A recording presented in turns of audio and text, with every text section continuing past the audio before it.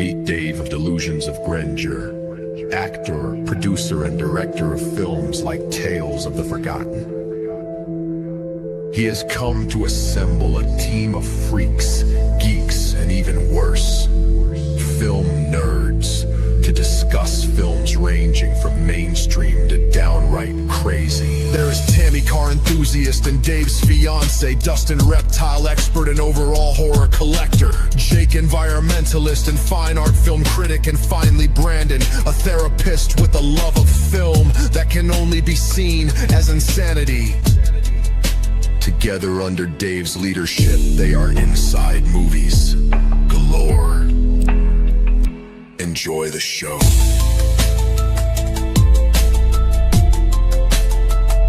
Enjoy the show.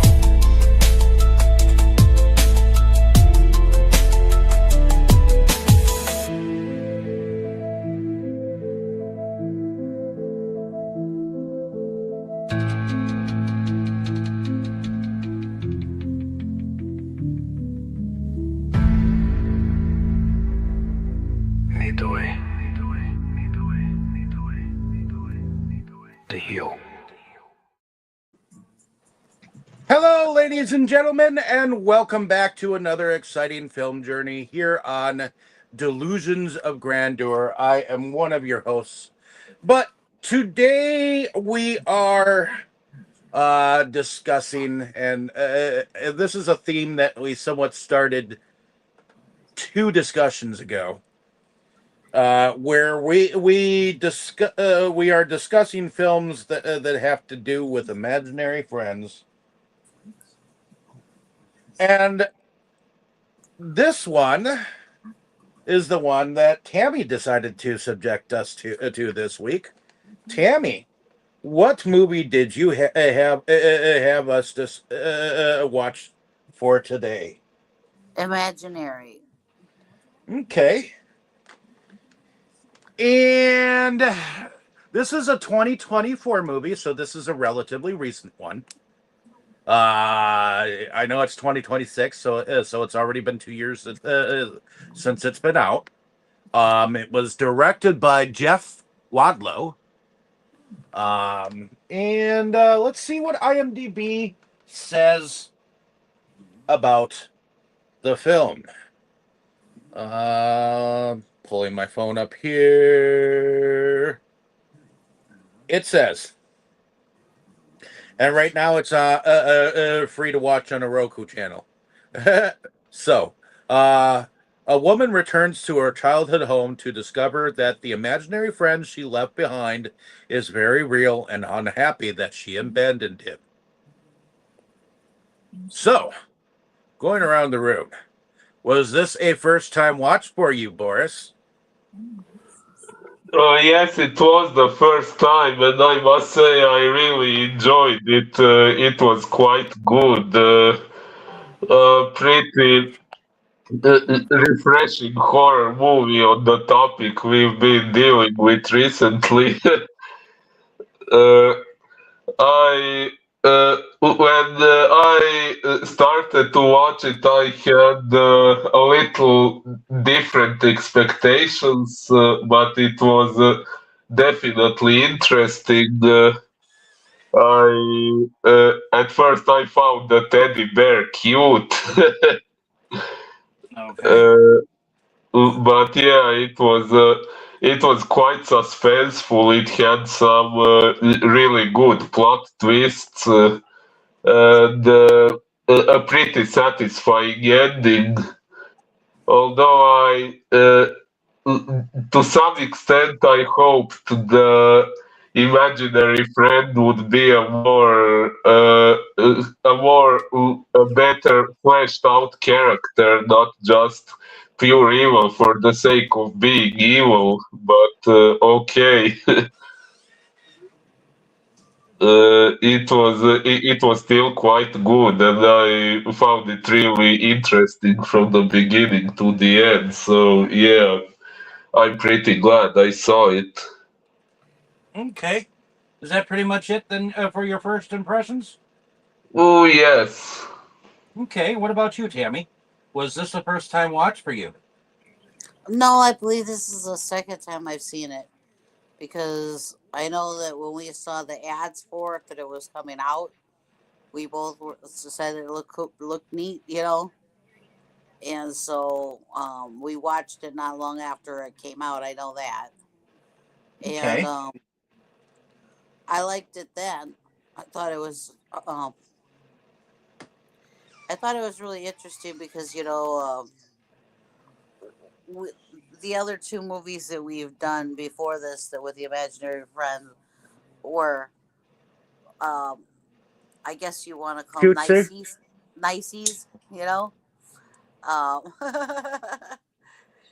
and to have the imaginary friend be kind of dark, you know, the way And this one, malevolent. yeah, the way this one Oh yeah. was just totally different, you know. Um, Don't but you I ever think look at bears the same way again. no, Oh yeah, sorry to interject, but that's something I forgot to say. That's actually one thing I always appreciate in horror movies when they take something we see in everyday life and put it in some horror context, precisely because when they do that, whenever you look at that thing, you will think of that movie, and that's something really good they do in the horror genre, like videotapes in the ring or devices with a black screen in friend request, or in this case, teddy bears and things like that. yeah. Well, I have a teddy bear that doesn't look that much different than that one from David. No wonder he gave. Really? No wonder he gave me that bear. Oh, now I want to see a photo of it. Are you talking about the one that has stitches on it? No, the teddy bear. Oh, The teddy bear. Uh, I was thinking about the little purple one. No, the little purple one. No. Yeah, the little purple one. Okay. But in any case, is that pretty much your first impressions then, or are you going to continue? I was gonna say I did really like it though. I mean um it's different and as I'll explain more of that once we get into it. So because I don't want to say anything right now until we start getting into it.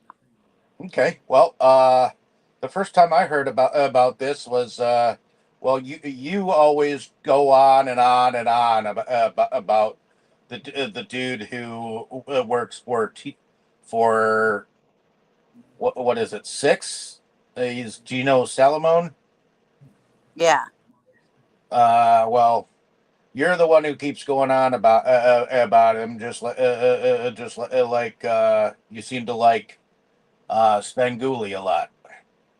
Um, and whenever one or the other talks about a movie, you get all excited and you talk about it, and that's how you heard about this one. I think Gino. Well, I saw the ads on TV about it, but then Gino talked about it. Yes, And from what I because understand, he did it Gino does his own thing called Gino at the movies. right, but he usually comes on channel 6. He's part of their crew. You know, the reason it really interested me about what Gino was doing and what about this movie is he interviewed the little girl, and he was so impressed with her about because of her age and everything, and how she did in this movie, and you know, because if you talk to anybody in the movie industry, they say animals and children are the hardest to work with.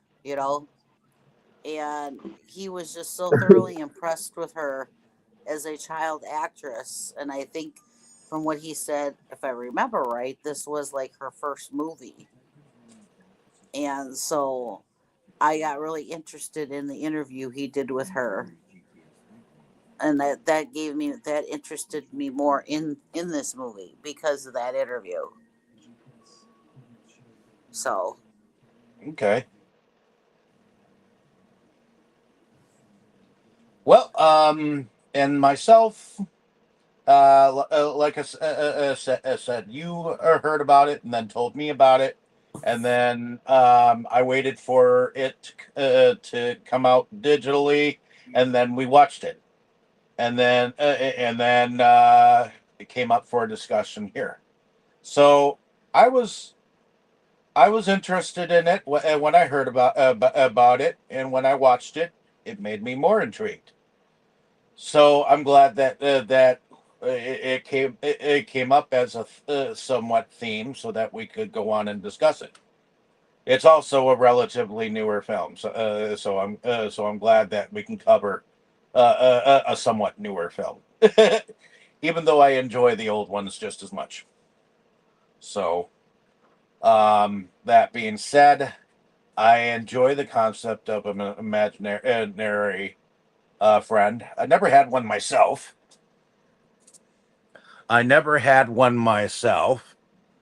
But I did give Tammy a bear.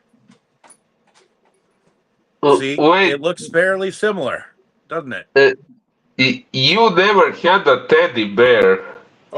did you see the bear? You see the bear, right? Oh, yes, yes.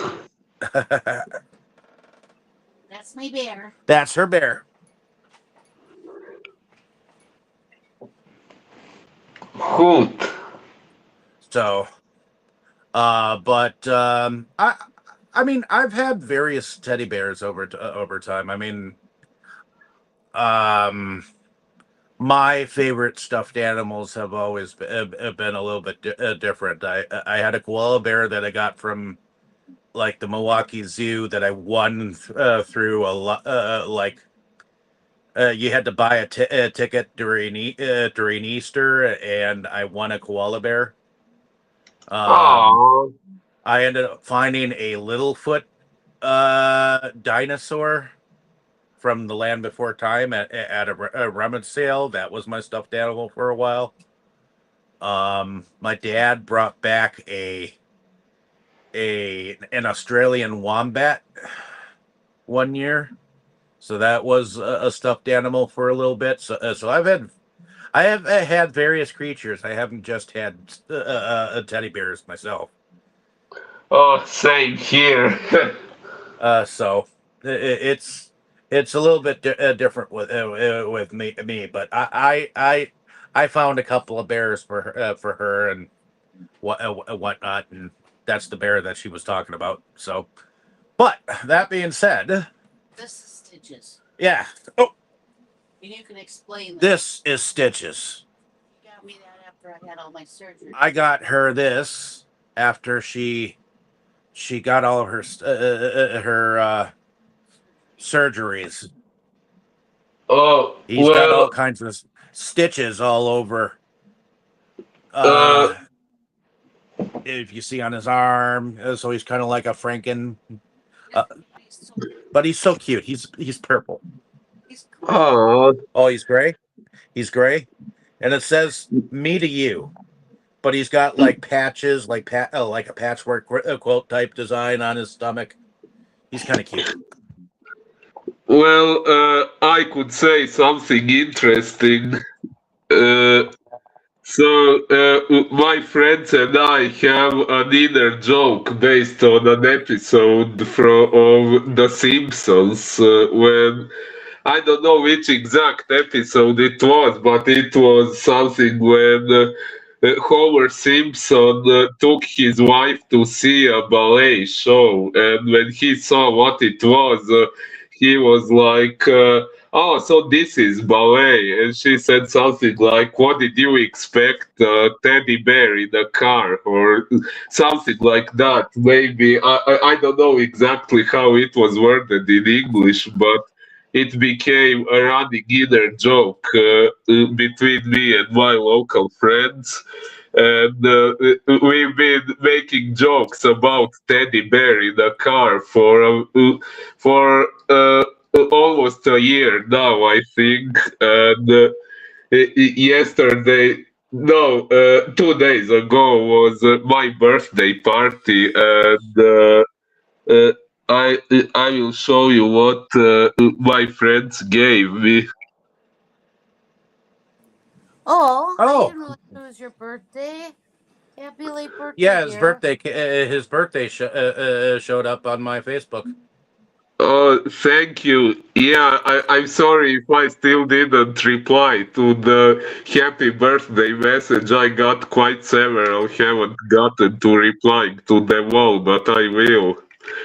Uh, so yeah, after months of making jokes about a teddy bear in the car, I finally kinda have one.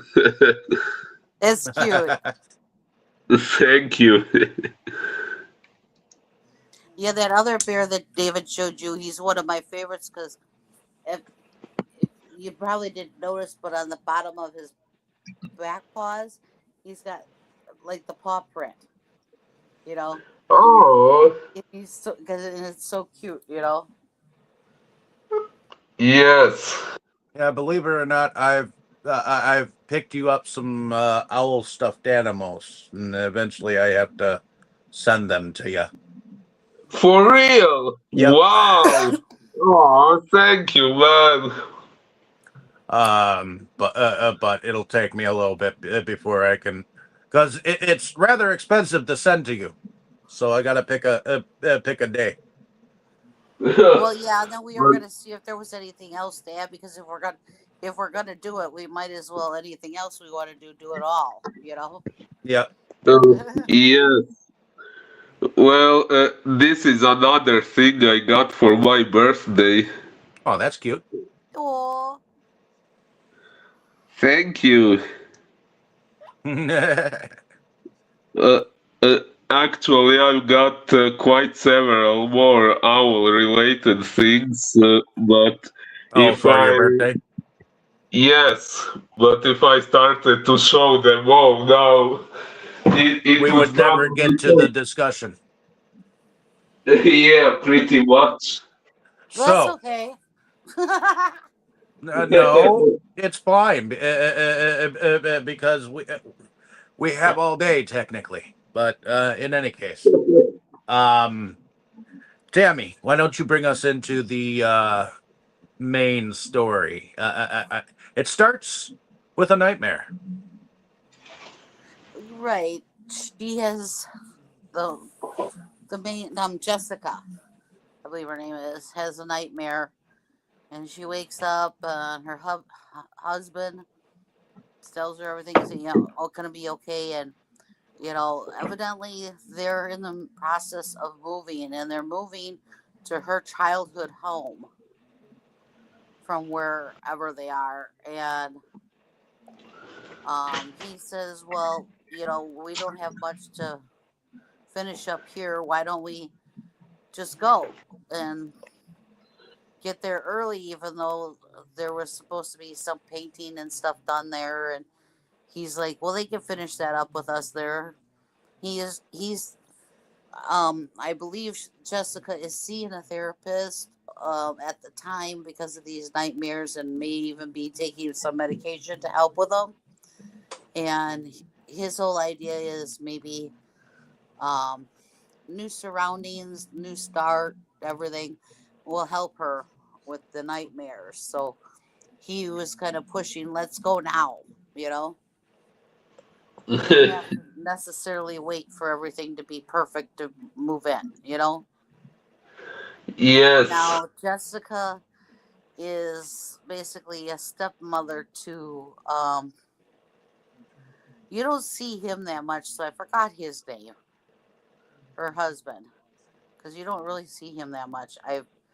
But he has two daughters, and they live with them because their mother evidently has had some um, psychological or mental problems or whatever. So she's at a facility, and he has the daughters, and Jessica's doing her best to um, be motherly to them, and the little one, Alice, seems receptive, but the teenager Taylor doesn't want no part of it. But Nope. part of it, I In think, is fact, one of the yeah. Go I was ahead. going to say Taylor. Taylor is very feistious. Well, I think Oh part of yeah. she's got she's at that age. She's a teenager. Plus, you know, she she since she's a teenager, she remembers her mother a lot more, and probably remembers the good times with her mother a lot more than Alice does. And she's basically, she doesn't want to give up on her mother, is what it is. So she doesn't want Jessica to be replacing her mother either. So she's she's going through all of this, plus being at that teenage years. The teenage rebellion years. Right. In all honesty, that mother deserves to be replaced and forgotten. Right. She's going through the normal teenage rebellion plus all of this on her plate too. So she's a little bit more feisty, yes. So, but anyways, they're all basically going to make a go of it because they are living with their father, and Jessica is with their father. So that's it. This is how it goes. But Taylor and Alice have a very close relationship. In fact, her nickname for Alice is Alley Cat, which is really cute. Yeah. And Yeah. And Jessica tries to call her Alley Cat one time, and the teen Taylor was like, "No, that is my thing with my sister. You can't take that." And so so yeah, they go to the house, and like I said, this is Jessica's childhood home, childhood home. which she hasn't been back to in a long, long time. In fact, there's something that happened when she was very young, and apparently it happens where her mother might have been murdered, and her Uh, father kind of went mad. And the way she remembers it is that it was all bad, and that her father was all bad, and this and that. um, wait, the mother. I think they said the mother died from cancer, not that she was murdered. Yeah, the mother died from cancer, but the father, we'll find out a little bit more about the father later. Well, yeah, But but we don't know we don't know that until later. So right, uh, but the uh, uh, uh, father's in a home right now. the father's in a home, and as far as she knows, everything he did towards her was bad. So the way she remembers it is he just went psycho on her ass when she was a child, and that's all she remembers. Right, she's not remembering the good stuff. Good memories do start coming back, but then I assume that the mother died around this time too. I forgot it was the cancer thing. So Right. so they get to the Yeah. house, and the room that must have been Jessica's room. Um, her mom and her grandmother, I guess, encouraged it too. She drew all over the walls. She drew all these things all over the walls, and now we should tell you that Jessica makes books. They're for kids. Um, and she makes all the creatures or people or background. She makes everything. She draws everything for these books. So when she was very young, her mom and I, from what she said, her grandmother encouraged her drawings and everything, and that's why her mom didn't mind that she drew all over the walls. They thought it was it.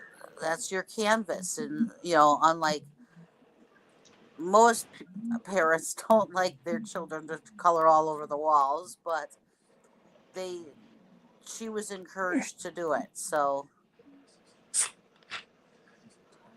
I Correct. think at a young age, I think they realized that she had a talent, and that's why they encouraged it. Yeah. Yes. But as you mentioned earlier, the younger child seems to want a relationship with Jessica as a motherly figure because so when they get to the house, they do play hide and seek with each other. Um, Although she's evidently has a deadline with her new book because evidently she's of all the nightmares that she's had over the years, turned her nightmares into children's books. Right. The creatures kind of her creatures kind of like look a little scary, but she makes them not be so scary, I guess, in the book. You know. So But she gets a phone call mid hide and go seek, and while this happens, Alice appears to find an old teddy bear locked behind a door in the basement. And this she isn't begins just a any door. relationship. This isn't just any door though. She is drawn to this door where she's got to move boxes out of the way and open and unlock this door to open this, and it's not your normal size door either. It's you know it's And she begins a relationship with a bear that she calls Chauncey. Yes, which was actually his name even when Jessica was a kid, but apparently she no longer remembers it. No, but she and the husband, which, to be fair, John Payne, who plays the husband, he played in a TV series where he was called The Prodigal Son before this, where he played a detective and he was related to a serial killer. And he was solving murders in it. It was pretty good, actually, but they canceled it. Um, and Shit. then he was also on The Walking Dead for a little bit later in the series. So I remember him from it, but he's not really in the movie as much as I thought he was going to be. He ends up going on tour for something of his own. I think he's a musician, and she an artist because he said he had to go on tour. Maybe he's like a sport guy. I don't know. All I, I I know, I think it's more of a musician because of what I when you see him go on tour and the things he was loading in the vehicle. The one case looked like something that would have been like a guitar case or something. okay, it looked like it, but I wasn't entirely sure. The only other thing that I would say that you go on tour for is golf. You know, He's not a or golfer. Ooh. okay. Well, in any case, he eventually he eventually has to go on tour for something, and she lets him. But there are a couple of things that happen before that happens. Um, they actually are able to listen to her conversations with Chauncey through their shared bathroom, through the grate. So when they first notice he's like, "What's that?" Oh, that's Alice. She's talking to her new friend, who she called Chauncey. It's really cute. But then when they hear it again, they start to get concerned because they're not really seeing her that much. Um, there are things. There's a scavenger hunt that apparently has been put together by Chauncey, or at least told to her, and she's got to find all of these things in order to, according to her, in order for her to come to the place where he's from, which I believe is called the Never Never. Never ever. Yeah, the Never Ever. Yeah.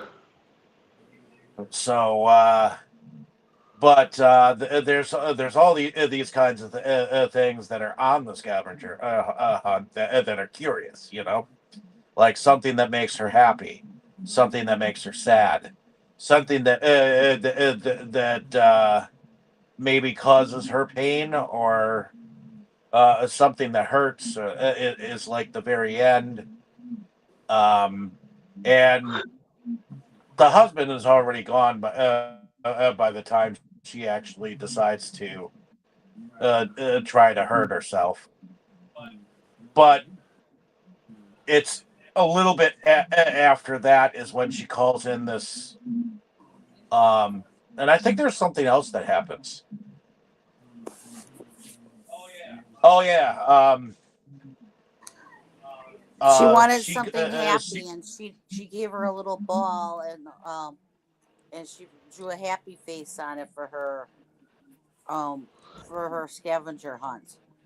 And correct. the ball, she hears this ball bouncing. Jessica does, and Jessica follows it downstairs into the basement, where she finds a box that says Jessica, age 5, and it's got all kinds of stuff that has to do with her childhood, her drawings, her all kinds of things. And she looks at it all and then goes back upstairs, and um, you know, the day goes on.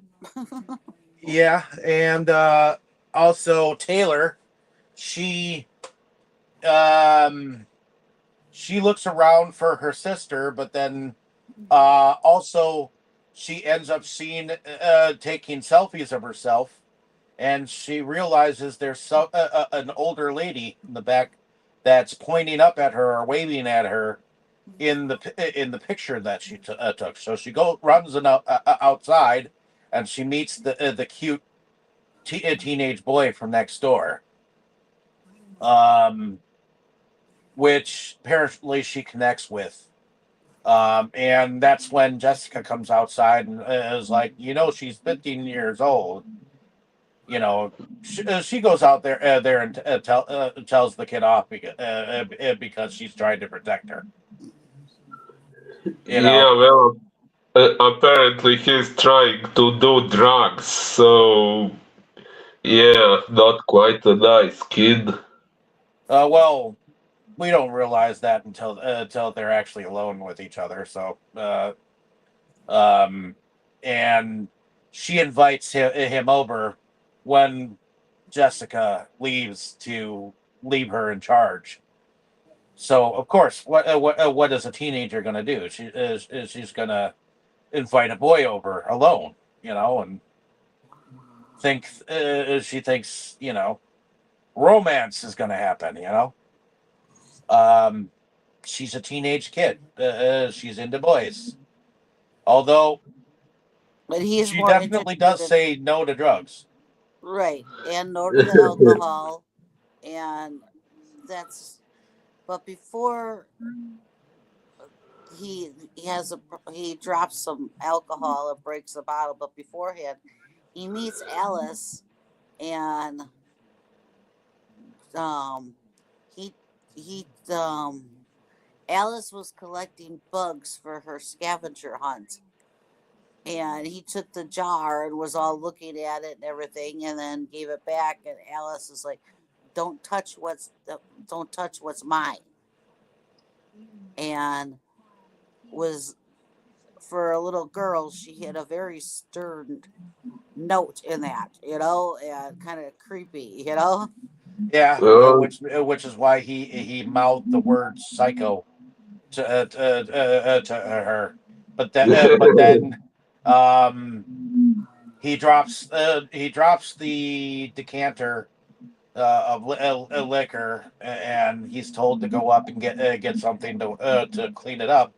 So he attempts to go to the bathroom, but he's already starting to get high as a kite. Because of the mollies that he somewhat took. Um, and so his mind begins to play tricks on him.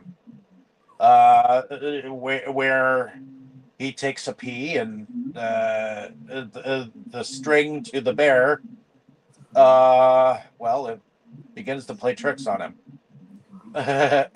He even misses the bowl a little bit, a bit, which is fucking awesome. I thought that was that. I thought it was funny when he missed the bowl because he was scared oh or yeah. getting scared. And then when he's in the hallway, that's great. He stomps on the string, but then the bear comes towards him, and then he gets off of it, and then it eventually slides back down to him, and then turns into that frickin' bear with teeth and shit. That's an awesome part. I thought that was great. Yes, it was CGI, but Yeah, kind of a moment of Teddy Ursa evolving into Ursa Ring. I think this is one where you could definitely they used CGI properly. Because I feel like when you need CGI, then that's when you use it, and you use it sparingly. That's the thing. Enough that the believer can believe in it, and uh, that was intense. When it turned into that grizzly bear thing from the teddy bear. So ish monster type thing, and of course, you, you get the mother over there with Jessica, because Jessica comes up the stairs right after Taylor, and she's like, "You're in trouble. Uh, what the hell are you doing?" Type thing, and then Jessica mentions the mollies or whatnot. And the mother's like, "That's not mollies. That's my Allergy Uh, medicine. allergy medicine." Although I really do think it was mollies.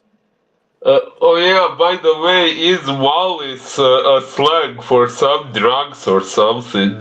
Yes, Which one? I didn't hear the term before.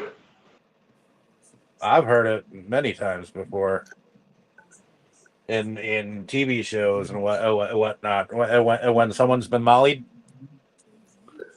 It's Yeah, bas- well, it's basically um, like acid. or oh, roofied. Roofied is another word for it. But ah, these were supposed to be more um Ecstasy. like a, like an acid type of thing, because from what he described as how he had felt on them before, the the images and stuff they give you would have been more like an like an acid, you know. Right. So But yeah, it's a way of getting high, basically. So, but anyway, anyways, I think the mother was excusing or trying to excuse him. I really don't think that was her allergy medicine. You think?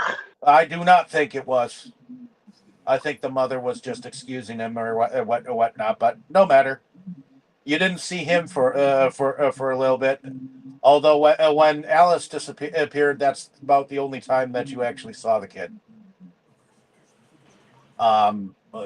When Taylor went off into the neighborhood, and she looked at him, and he looked back at her, and he was like, "Well, I can't do anything. I'm grounded." You know, kind of thing. You know. right. And after all this happens, they're all outside, and that older lady comes up and introduces herself and tells Jessica she used to babysit for her, and she's asking questions and telling her things about her past and telling her how much she enjoys her books and and things like that, and we should mention that when Jessica left and Taylor was in charge, Jessica went to go visit her father and in the home, and her father had one of his episodes, and the orderlies had to separate them. And he mentioned something that CB. he mentioned the word CB, which she thought he meant a CB radio, but Uh, later We'll find out. it- she, we'll find out that it actually meant the bear's name, an abbreviation of the bear's name. Actually, I figured it out right away. As soon as it was said CB, I thought it was going to be Chauncey Bear. Well, I thought it too, but it was also a possibility. It could have been the radio because there is a such thing as a CB radio. I didn't think it had to do with her radio. I thought it had something to do with what was her childhood, but not Oh, radio. I agree too. I knew it had something to do with her childhood, but we all knew kind of what she was thinking. She was thinking it had something to do with a CB radio, Right. which, if you know anything about a CB radio, it's the type of radio that is normally in a trucker's thing, so that he can radio truckers or rangers in national forests or whatnot have those kind of radios, or border patrol police would have those kind of radios. So Yeah. you might know border patrol people, right?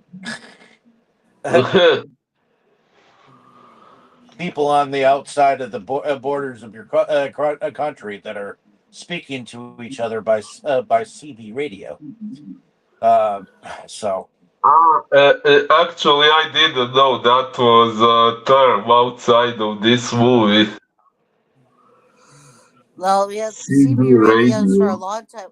They're not as popular now as they used to be because of the technology we have now. But uh, that was a huge way for especially truck drivers to communicate. Um, when they were on the but road. they've they've also been very big in law enforcement, whether it be police officers or border control or rangers or whatever. That was a way of them communicating across distances or whatever on these CB radios.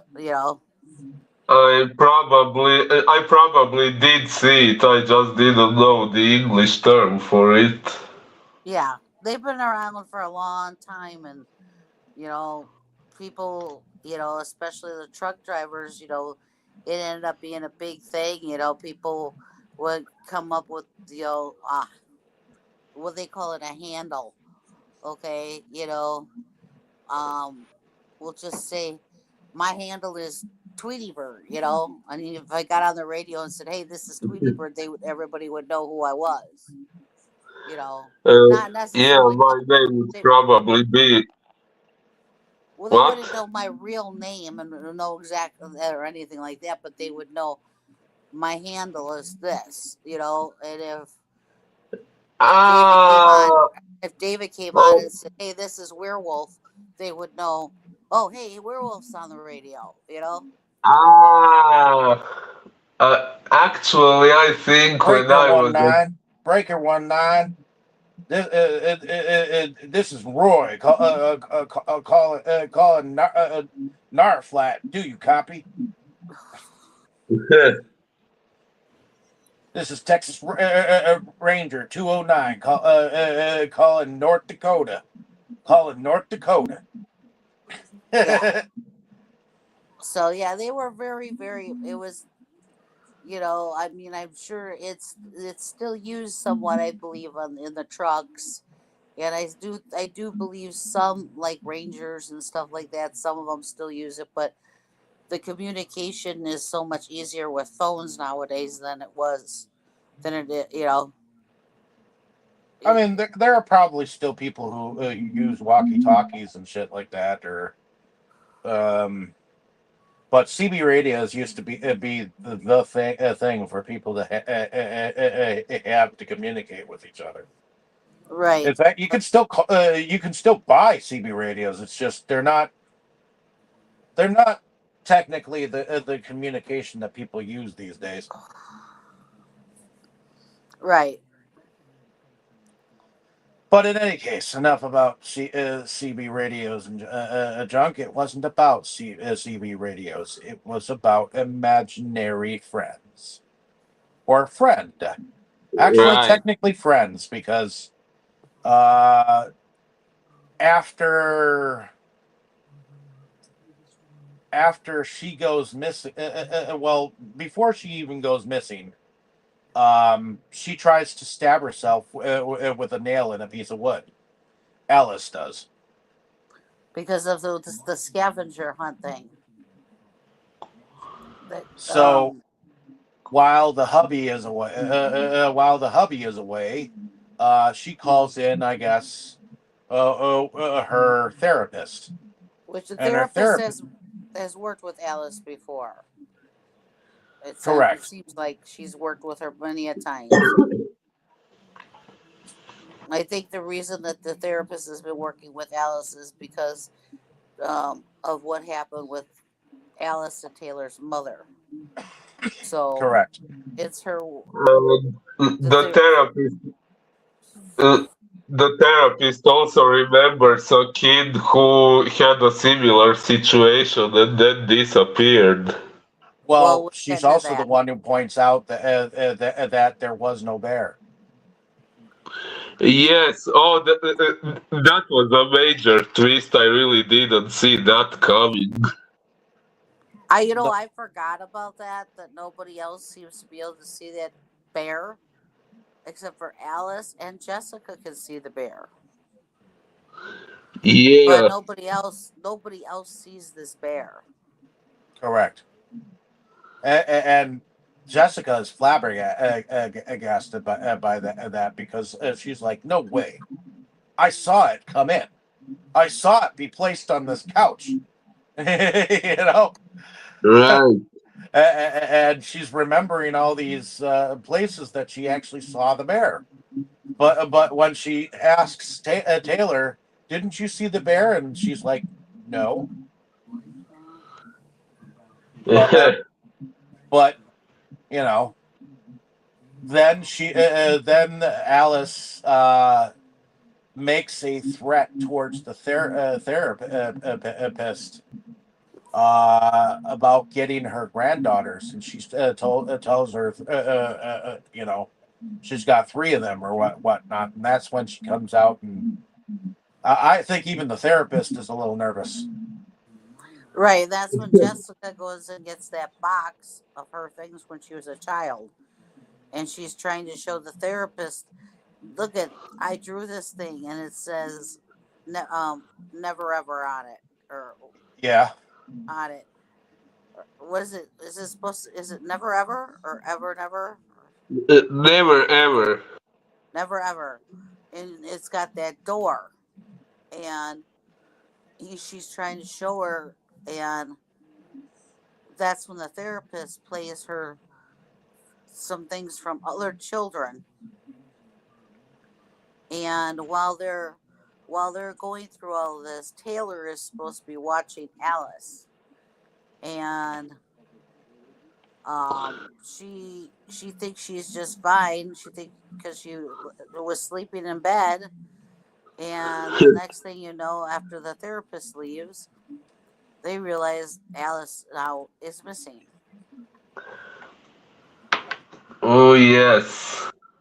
And Yep. then there, and we see Alice has gotten all of these things together from the scavenger hunt, and she's listening to what Chauncey is telling her to do, and then this is how she disappears Uh, through oh that yeah. door.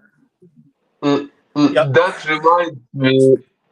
That reminds me of that story. Okay, it was a hoax, but the so-called Momo challenge. Do you remember that? The Momo challenge, Yeah. just a little bit. Yeah, the story was that there was someone on WhatsApp with this who goes by the nickname Wowo and uses the a photo of a Japanese horror sculpture as its profile photo, and apparently it contacts children and sets challenges to them that start out harmless but over time become more and more dangerous and often end up in the child's death or someone else getting killed. But eventually it turned out it was a hoax, just someone stirring panic with stories. But it was interesting. I think someone in India made a movie based on it, but I think there is no subtitles, and I'm not sure if the movie can be found anywhere. Okay. Well, anyways, so we see how Alice disappeared. But while they're out looking for her, that older lady they used to babysit Well, Jess. first Taylor and her have a disagreement with each other. Okay. And while they're out looking for Alice, the older lady comes up and starts talking to Taylor. Taylor. And she brings Taylor into her home, and she's explaining this whole extravagant thing to Taylor, and getting her to believe where Alice actually is, that she is in the imaginary world, you know, um, that Chauncey has taken her there, you know, and Uh-huh. she's showing her Yeah. all the everything that she's accumulated over the years, and shows her she even wrote a book about it, and everything. And so they go back to the house, and they're telling Jessica all this, and that's when they go and they go and make their own scavenger hunt thing, and go down in the basement to try to get to the same place where Alice is. Yes.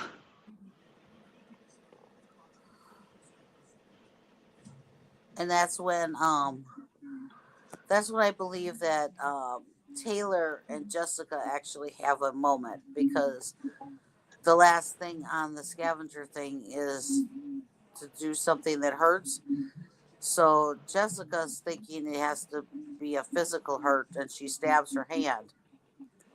And but the whole Ouch.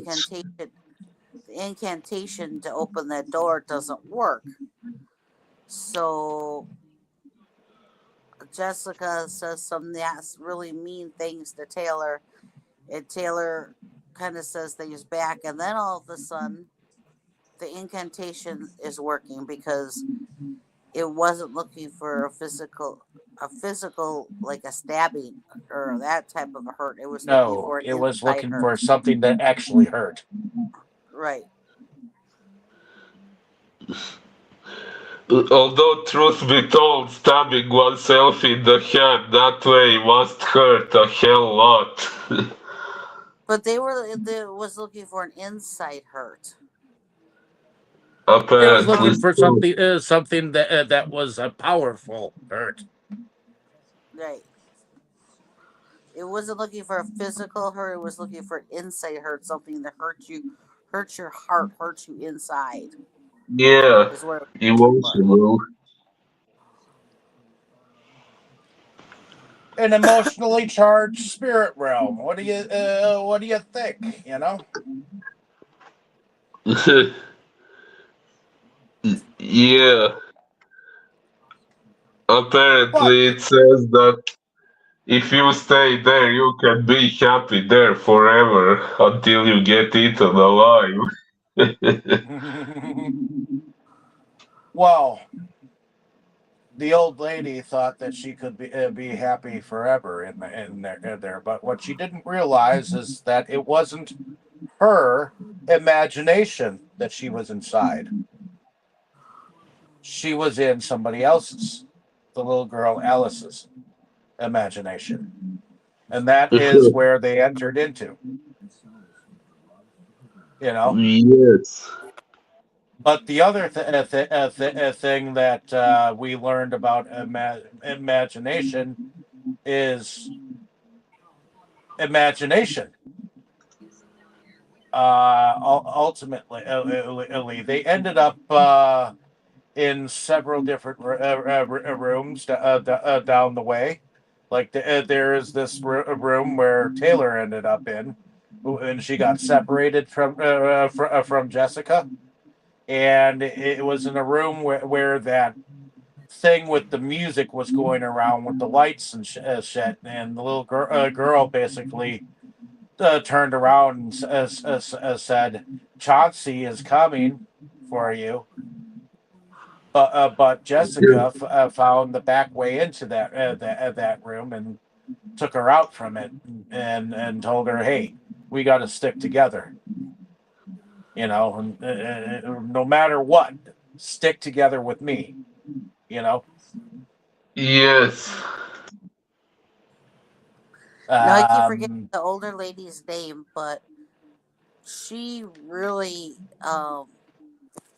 she's loving this. She was like, look at you can anything can be you can be young, you can be old, this can happen here or that can happen here, or you could make this look like that, or you could make this happen or whatever. well, It, she's it the is one who so shut their wound way up. back. She's the one who shut their way back from getting out. Right. Because she's in awe now. Everything that she has that she's done research on all these years and everything is all coming to be true. Nobody would believe her, or nobody would listen to her that this stuff was all that this actually was true, that it What did you existed. think that the what did you think that the Never Ever first reminded you of? With Uh, all those upside down Oh, the movie The staircases and Labyrinth. whatnot. The movie Labyrinth, Yeah, huh. because there's a a part little in bit, there that's a got all bit the when she stairs. was in the labyrinth, when Jennifer Connelly's character was in the Goblin King's labyrinth. Yeah, well, she was actually in his castle trying to get the baby, and there was all these steps all over the place. You could walk this way and you'd be upside down, or you walk this way. Yeah. Interesting. Have you never seen Labyrinth? Maybe, I'm honestly not sure. Oh shit, we haven't been on Labyrinth on this channel, have we? I I don't know. I I don't. think I think we did it on the other one. Well, yeah, I know we did it on the other one. Oh, but this one I don't think we've covered any of the Jim Henson productions. So wait. Was David Bowie in that one? yes, David Bowie was in that one. Ah, yes, we did do it. Okay, wasn't sure if we did it on this channel or not.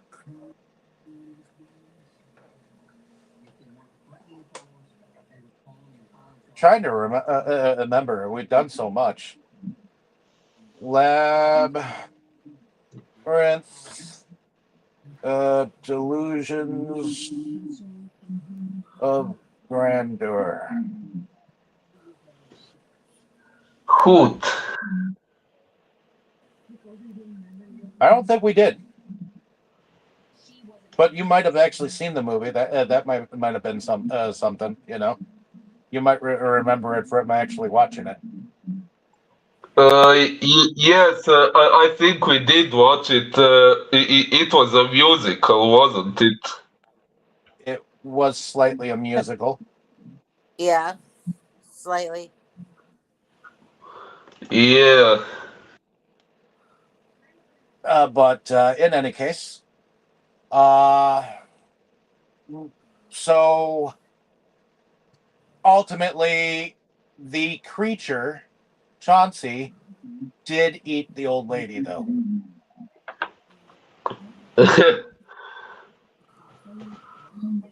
Did you expect her to get eaten? uh, Actually, no, I didn't. Uh, I would rather expect to see a teddy bear in the car. Sorry, just kidding.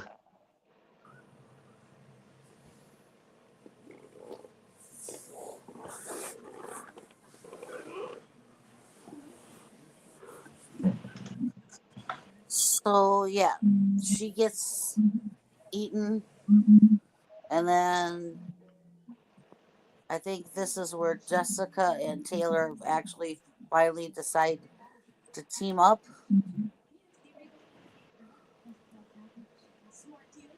to go look for Alice, Whew. right?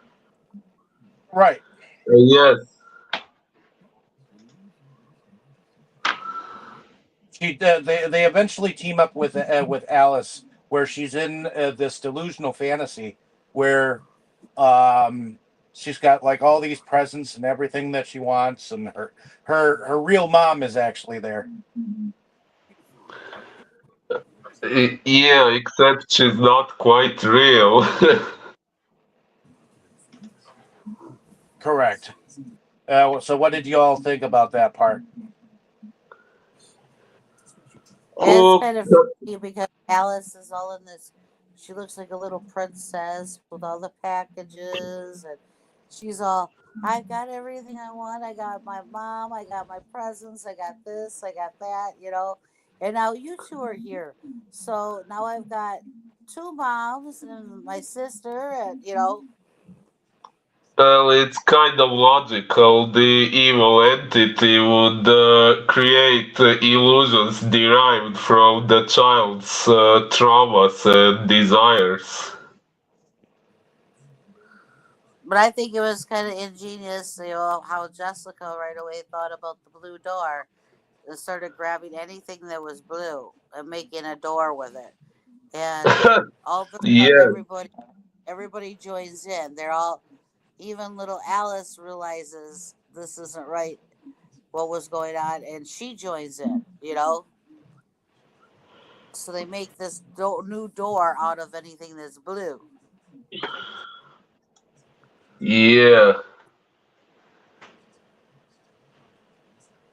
Yep. And so one of the that's one of the things that I was mentioning before, that imagination it comes from creativity too.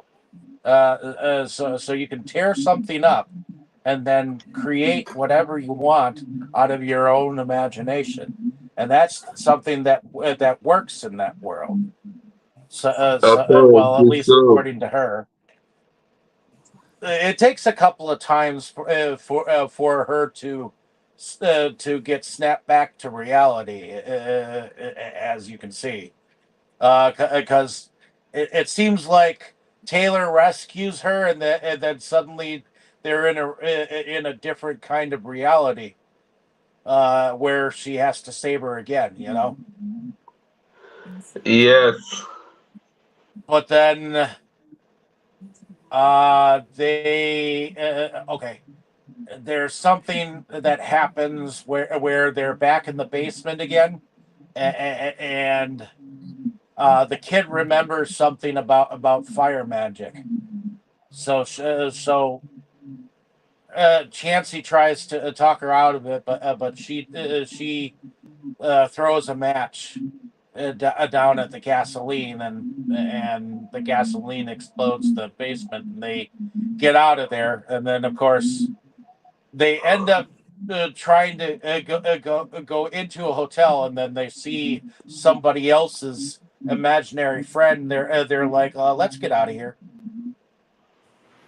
And then you see something that looks like Chauncey Bear sitting on a piano as they're walking out.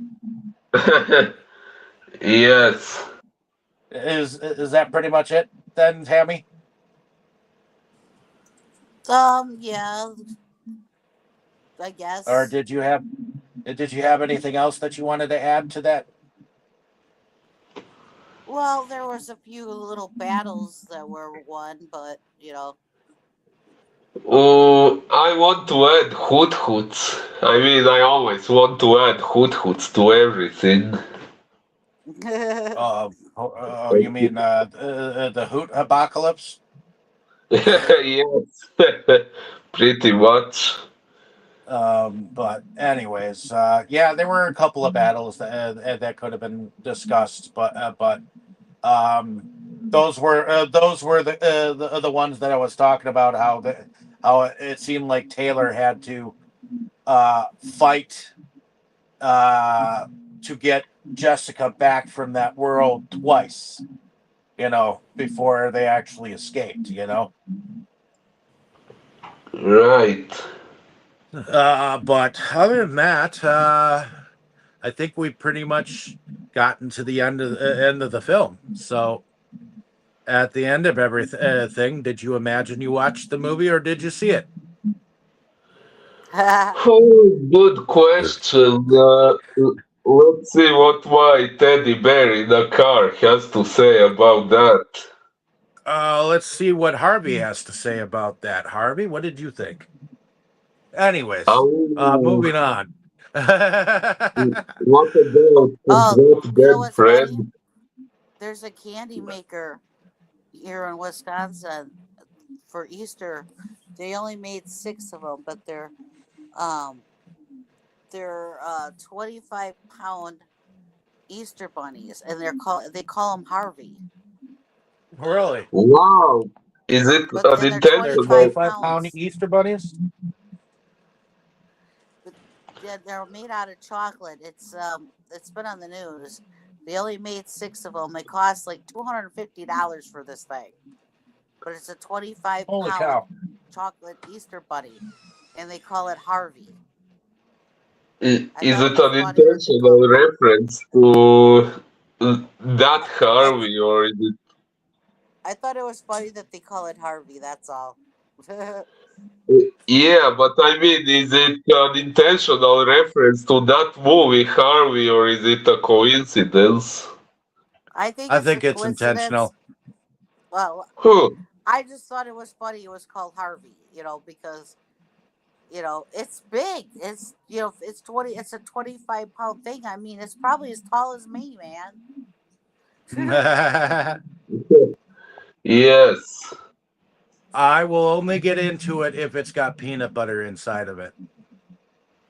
They the news hasn't figured that out yet. If it's solid or if it's a hollow bunny. They said that they were going to look into it and figure out if it was solid or hollow. All they know from the news is that it's 25 pounds. Well, in any case, what did we think about the production of this movie? Boris, what did you think about the production overall? Did you think the production was pretty solid? Oh yes, I think it was great, especially the scenes in the imaginary world. It was really well done. The moments when Chauncey was manifesting himself to others, it was also really good. What else? Who? You know, Nothing else. What? you know what I found interesting about it? What? That Chauncey was a little bit like what in actuality it was in Stephen King's It. Ah, Because if you've ever seen the movie It even the remakes, at the end of everything, Pennywise was the monster itself was a spider, and when you looked into its headlights or deadlights, as they called them, it's like they took their it's like it took their souls. oh, So I wonder if the director kind of almost like took that part from It, for the Chauncey Bear at the end of everything, because it turned into a spider-like thing, didn't it? yeah, something like that. And then it tried to take her father's soul, and then it tried to take Jessica's soul and their soul at the end through its eyes. So to me, that was fairly similar to what happened in the movie It, with many of the different people involved. Well, that was one That's part how that it collected souls. we should have mentioned Right. is Jessica finds out that her father actually saved her from this. And that's how come he ended up in the home where he is now, because it made him go crazy in the head from saving her from this thing when she was a child. He basically lost his soul in the eyes of that thing. So to me, it's very It-like. Well, I If can if see you get the my drift. duality. Yes. And I only got that like right the fuck now. It was like, wait a minute. That moment when she's looking into its eyes and it's trying to steal her soul. Well, I've seen that before. you know, you Right. know what I mean, Tammy? Don't you think Yeah, that I know what you mean. that it's slightly similar? Yeah. I mean, in any case, it turns into a spider-like creature when it goes towards her dad, you know, and I think it's somewhat turned into a spider-like creature when it came after Jessica, just a little Right. bit, because it was crawling but it ultimately turns into like this killer grizzly bear thing from time to time. So it's kind of like the Thing in a little in a way, like John Carpenter's Thing, where it just kind of turns into whatever the fuck it wants to, you know. I guess. Interesting comparison. But in any case, I thought the production was pretty cool.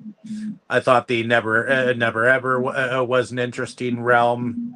I mean, I feel like it took a little bit of imagination They might have borrowed some concepts. Like I feel like the one part it was borrowed from Labyrinth, but he made it blue. So they should have been playing Euro 65 in there. I'm blue, da da dee da da da, ba da dee da da da. No, whoops, sorry. I Or at don't least had the mind. Blue Man Group in there somewhere. But in any case, so yeah.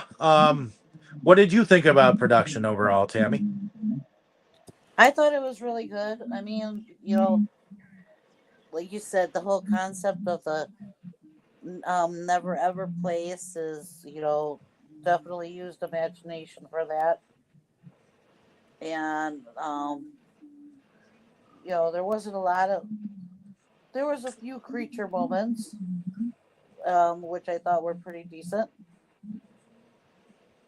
So I think like you said before, the CGI that's in here is perfect. It's not overly done. It's used where it's needed. So Right. Okay. That being said, what did y'all think about the music? Oh, actually, this one had quite several songs that I found interesting. I don't remember the titles, but I'm going to look them up later. I think Well, there was one. I Yes. was gonna see if I could find out who did the actual. Okay, so Omer Bensby, Alexander Cote, and Kevin Lax all did the composing music for it, and I guess Alexander Cote is known for Percy Jackson and the Olympians, the television series. Mm. Outlander, Blood of My Blood, Witchboard, The Watchers, uh, Halo, The Last Voyage of the Demeter, some of the additional music to that. In the movie, we have a ghost doing some of the Witcher music, some of the additional music for that. Uh, Definitely has worked on some additional music in some games that people might have known. He was a score editor for The Nun, Oh. but I guess he was the composing assistant for the TV show Penny Dreadful. Oh, nice. So at least that's the main guy that I think did the composing music behind this. Oh, and the Kevin Lax, he did music for The First Purge, Happy Death Day to You, and Nowhere Fast. Um, I guess he's worked with some people. He added some music to it, to a movie called Fuck Mary Kill after this, and I guess he also worked on the Witcher a little bit. Uh, oh, I guess he did some additional music in The Walking Dead. So he's got and Snowpiercer, and looks like he's worked Cool. with the other guy a couple of times, and I guess he did some additional music to the movie Hellfest. Uh, Nice. and yeah, I was just seeing. Okay, so we kind of worked on the Walking Dead Survival Instinct video game. Okay, so but in any case, uh, you said you noticed some music for actual music. So I'm seeing Uh, if this actually has a soundtrack on here to say anything of. Okay, so it does have a slight soundtrack. It's got Your Kind of Love, performed by Johnny Adams, Burn It Down, performed by Ellie Dew, of course, Bear McCreary wrote the music for the Chauncey theme, but it was performed by Sonatine McCreary. Happy birthday, Carousel. Okay, so most of the music was put together by Bear McCreary. Which, if you know anything about Bear McCreary, they've done a lot of soundtracks to a lot of things. I think one of the ones that I remember them for was Black Sails. And there was another a movie that I know that they did behind. But in any case, did anyone else have anything else to add for the music? No. I don't think Alrighty. so. Then I will go with the to favorite scenes and our favorite characters. So let's start with you, Boris. Let's see. Well, my favorite character is probably Jessica. Uh, Truth be told, like I said, I had bigger expectations. So the imaginary friend character, like, yeah, I did expect it to be a villain, but at least I thought there would be more backstory how and why it became evil. Like maybe that we would get more insight into how it felt when it was abandoned, but no, it didn't go that way. So yeah, I think Jessica is my favorite character, and my favorite scene. Huh. Well, I did like the scene when Chauncey scared the shit out of Liam. uh, I also liked the whole battle in the labyrinth, of course, because it was the most suspenseful part. Uh, I did like the revelation that the father was actually a good guy and the victim in the whole thing. What else? Uh, huh, I'm not sure. I can't remember more right now. Okay. Okay. So, well, my favorite character was Alice. I think, Hmm. part of it, I think, is after watching the interview with Gino, and you got to have a little bit more insight on the little girl, that played Alice, um, was part of it. But um, I think she did, for being a little girl, she did a really good job, and um, she was very believable. Even when she would, talk like Chauncey, or she would say, leave my things alone, and she had that in her voice, for such a little girl, um, she definitely had to kind of play different parts in a way. She had to be the innocent little Alice, but then she had to play the part when she was in the imaginary world, and she, I've got everything I want, and she's in this pretty princess dress and everything, you know. She played it perfectly. I just think she was a really cute little girl, and I think she did, for being a little girl, I think she did really good in her part in this. Um, favorite part. Um, Ooh. I think my favorite part is when they actually all get there. The older lady and Jessica and Taylor, when they all finally, when they show up in that imaginary world. When you see the imaginary world for the first time, and you see all the, it's blue, and you see all the different doors, and you see the different layouts on the flooring, and it's all kind of, it's not just all straight lines. It's not straight walls or whatever. It's all kind of weird and arches this way and arches that way, and then I I just think when you see the imaginary world for the first time, I think that's really cool looking. So Uh, Indeed. okay, Alrighty, so uh, I guess my favorite character would probably be. I think my favorite character was Alice.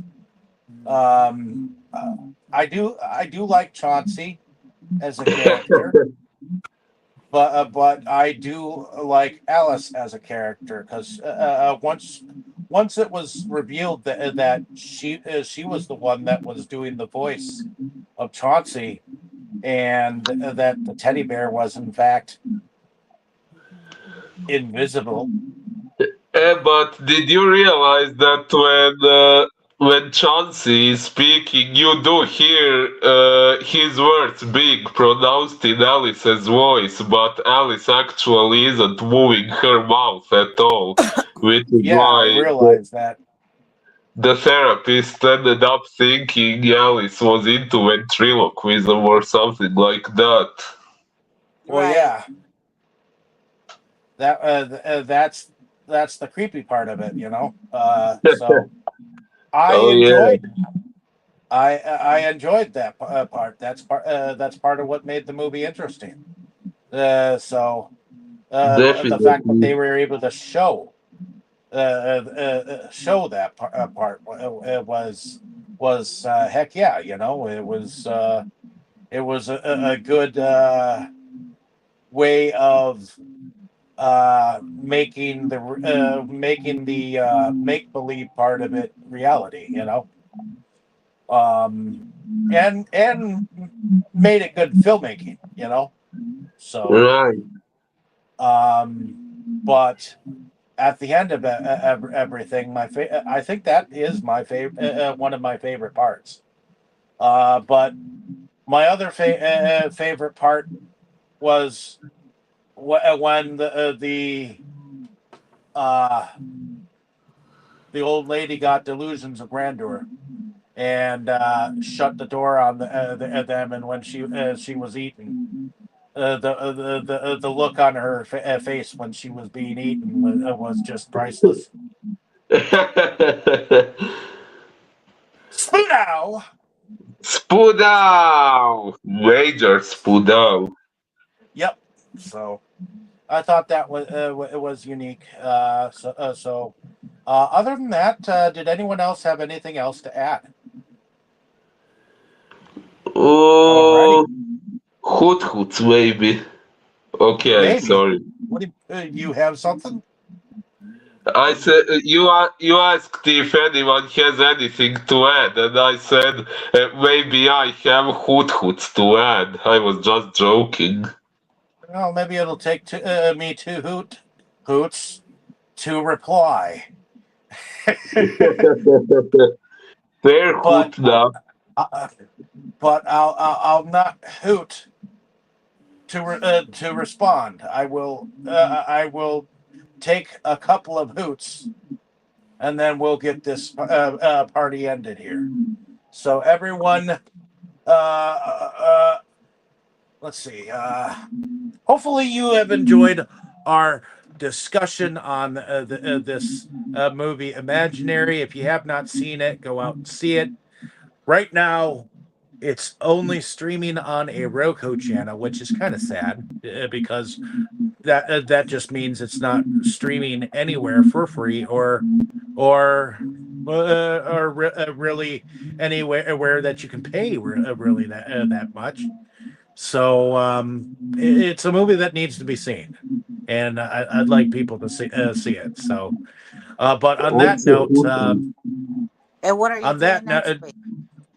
note, we are covering the movie If, which has something else to do with an imaginary friend of sorts. Except this time, I don't think it's a horror movie, so you don't have to hide under the covers or watch this movie behind closed doors. Um, What year is it from? I do Ah, believe it's from the same year. yes. One question though, are we doing it next Sunday because next Sunday is Easter? No. No, we are not. We are doing it the following Sunday. Yeah, we're not going to be on Sunday because we will not be here. I understand. So we will actually be having a slight hiatus while we celebrate Easter, and then we will be back, and we will be discussing the movie If. So that'll give you some time to get copies and watch it for yourself. But I will be picking my copy up next Friday because I found a copy that I could put on hold and buy. So I did. Well, Tammy did, but I decided to claim it. So. We'll see.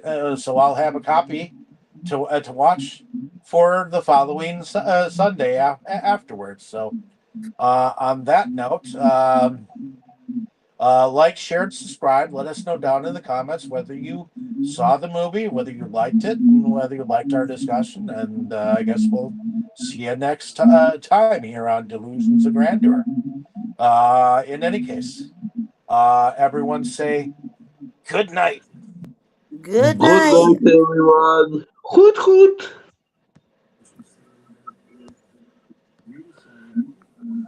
Inside movies galore, just makes you just want more.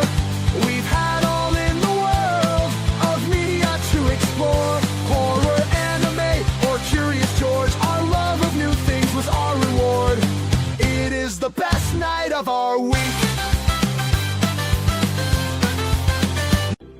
Frankly, my dear, I don't give a damn.